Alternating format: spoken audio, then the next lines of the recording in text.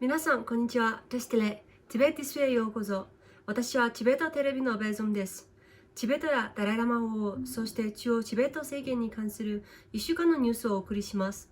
それではヘッドラインを見ていきましょう。ダライラマ法が慈悲に基づくリーダーシップについて世界の指導者らと対話。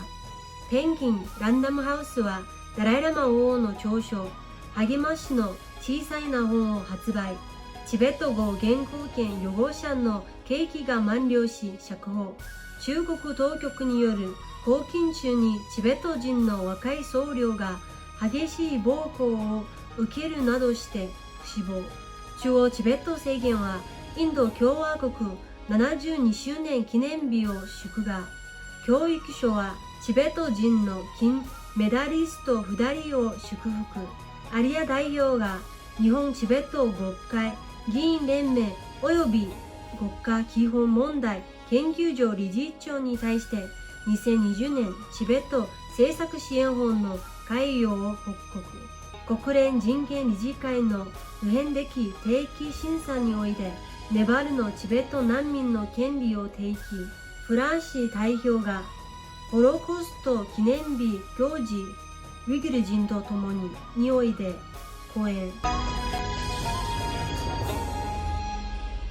今週水曜日、世界の指導者らとの慈悲に基づくリーダーシップについての対話が行われ、ダライラマ王は私たちの感情の働きとそれらを理解する手法を教育制度に組み込む必要性について述べられました。もし私たちが慈悲に満ちていれば正直でいられます。正直さは友情、安定そして信頼へとつながるのです。your organization, you say, can help to promote in education about our inner world, particularly about our emotion, then how to tackle these destructive emotion, and how to,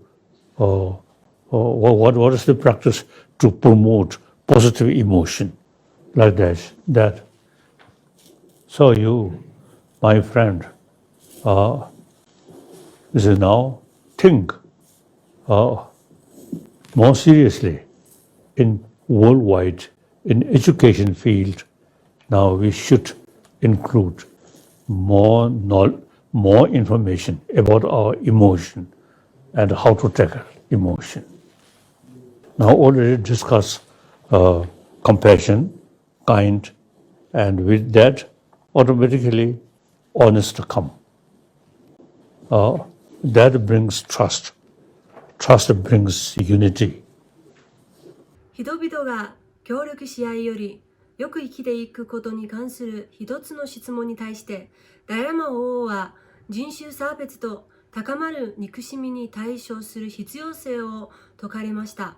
またダライラマ王は物事をより広い視点から見ることで連帯することに意識を向けやすくなると指摘されました。But I'm more optimistic. Things are changing. But still, we need more effort constantly. The religious leaders meeting, intellectual, scholars, and scientists, and like mayors sort of organization. I think we still, you see, we make continuously, constant effort. Basic situation, I feel much improved than past centuries. ダライラマ王による新しい著書でレヌガシンが編集した励ましの小さい本が現金ランダムハウスインドから間もなく発売されます。上書を含む152ページで構成されるこの著書はダライラマ王の確度なる教えの言葉によってあらゆる可能性に対処する方法について読者を導いています。現在の状況に関連し否定的な感情はウイルスに対して肥沃な生態系を提供するのと同義であることを認識した上で、精神的に良好な状態を保つことが新型コロナウイルスの世界的な大流行に関連する課題を克服するために重要であり、まだコロナウイルスとの戦いに対抗する砦として果敢な努力をされている医療従事者の皆様の精神的な健康を保つことの重要性について強調されています。2015年に逮捕され、中国政府から懲役5年の刑を宣告されていたチベット語の現行権予合者であるタシ・ウォンチュ氏は、伝えられるところによれば、刑期を終えた今週1月28日木曜日に釈放されたとのことです。タシ・ウォンチュ氏はチベット東部地方カムワ激道出身の小売店店主です。2015年11月、ニューヨークタイムズによる取材に応じて、チベット語を守るための平和的な言語教育について提唱して注目を浴びました。タシ・ウォンチュ氏の弁護士、リアン・シャオ・ジュン氏は、木曜日の自身のツイートの中で、本日、タシ・ウォンチュ氏は、青海省所田県の司法当局に迎えに来られて、現在は、玉州市内のウォンチュ氏の2番目の姉方に戻っていると報じられました。タシ・ウォンチュ氏の家族によれば、本人は健康とのことです。しかし、私自身は、玉州市でタシ・ウォンチュ氏の写真を手に入れることができないばかりが、家族とも連絡ができない状況であり、タシ・ウォンチュ氏の身が完全に自由なのかどうかわかりません。と述べています。タシ・ウォンチュ氏は釈放されましたが、刑の一部として5年間の政治的権利の剥奪という条件が付されています。中央チベット政権のカルマチュイン報道官は、タシ・ウォンチュ氏の健康状態に対する懸念を表明しました。また、チベットの擁護団体らは、タシ・ウォンチュ氏の事案について引き続き監視することを誓いました。Tashi Delek, we have come to know that yesterday the language rights activist Tashi Wangchuk was released from prison after 5 long years. And apart from that, we don't have any other information. We are not sure whether how healthy he is and about his health condition. And we certainly welcome the government of People's Republic of China for their gesture. And we also urge the People's Republic of China to release all the political prisoners, many thousands of them still languishing in the prison and who have been wrongfully prosecuted in sham prosecution process and who have been wrongfully incarcerated. So we urge the People's Republic of China to release all the political prisoners unconditionally. So as far as Mr. Tashi Wangchuk is concerned, the only information that we get to know is through social media and particularly from his lawyer that he has been released. And like I said before, and we do not have any information about his health condition and the conditions of his release. 2019年11月、平和的に独立抗議活動を推進したことにより、中国当局から激しい暴行と拷問を受け、セシュル郡ザウォンボ町の出身で19歳のチベット人僧侶が1月19日に死亡しました。2019年11月7日、チベットの独立を求める手書きのリフレット数百枚が地方政府事務所の外に散乱しているのが発見され、ダメとも呼ばれていたタシ・ニマさんは、その2日後に他の3人の僧侶、グンセルさん、ソラーさん、そしてチュルドゥンさんと共に拘束されました。この抗議活動は、遊牧民が強制的に再定住させられた上に、中国政府による貧困緩和政策について称賛するように、当該地域のチベット人らが地元当局から圧力を受けたために行われたものです。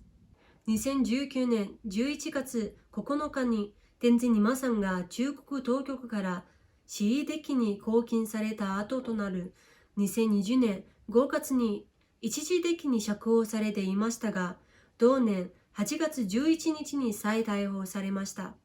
天神二馬さんは拘禁されている間、中国当局から拷問を受けていた方が激しくオーダーされるなどして重傷を負い、さらに適切に食事が与えられなかったことから健康状態が悪化していました。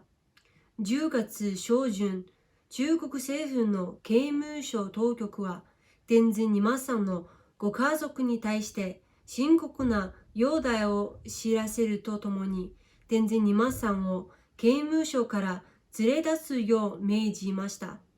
情報筋によると、その後、田氏二馬さんのご家族は直ちにいくつかの病院へ連れて行きましたが、田氏二馬さんは重症で全ての医師らは回復されるための治療を諦めざるを得ない状況と判断し、退院させたとのことです。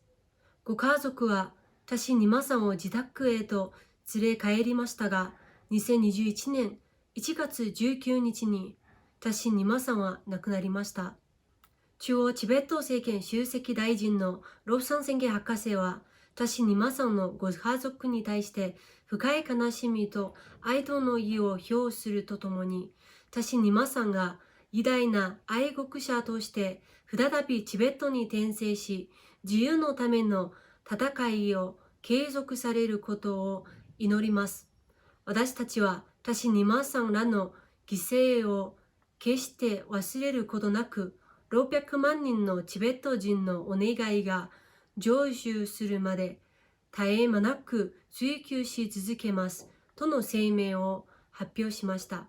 旧来のチベット東部地方幹部のカルゼー県セーシュル郡ザワンボ町で発生した同様の抗議活動により、4人の僧侶と2人の一般人を含む他の6人のチベット人らは最長で5年の懲役刑を宣告されました。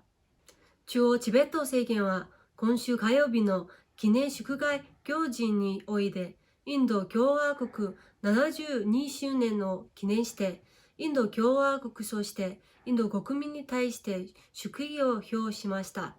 中央チベット政権指導部は、祝賀会にヒマチャルプラデシュのインド人指導者らと共に参加しました。Tibetan people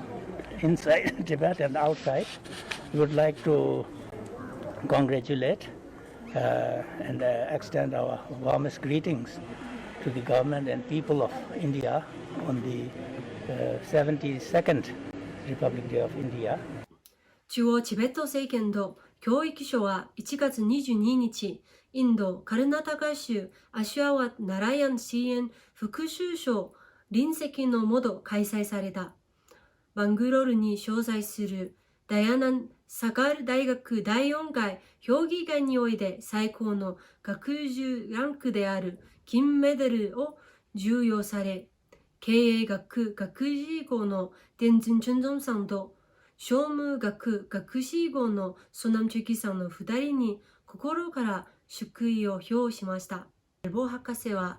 ロプサンチョダク事務官が随行し、先週金曜日に国会議事堂において、日本チベット国会議員連盟事務局長の中尾隆小議員と面談しました。日本チベット国会議員連盟の長尾事務局長は、米国政府によるチベット政策支援法の採択について高く評価していると述べました。さらに、長尾事務局長は、日本チベット国会議員連盟下村博文会長に2020年チベット政策支援法の概要を報告することを申し添えました。チベット政策支援法の要旨が掲載された新聞発表の日本語訳が日本の国会議員に贈呈されました。また、アリアツヨンギャルボ代表は1月27日、東京都内で影響力のある日本の研究機関の一つである公益財団法人日本国家基本問題研究所の櫻井義子理事長と面談しました。会談の中で桜井義子氏はチベット運動に対して継続的な支援について再確認しました。また、桜井氏はチベット問題に関する著書、チベット自由への戦い、ダライラマ14世、ロブソン選挙首相との対話を自筆しています。1月18日から開始された国連人権理事会の第37回普遍的定期審査において、国連加盟国は木曜日、ネパールの人権状況について再審理を行い、これはネパールについて3回目の再審理となりました。オンラインによる会期中、ネパールにおけるチベット難民の現状について、他のネパールにおける人権問題に合わせて提起されました。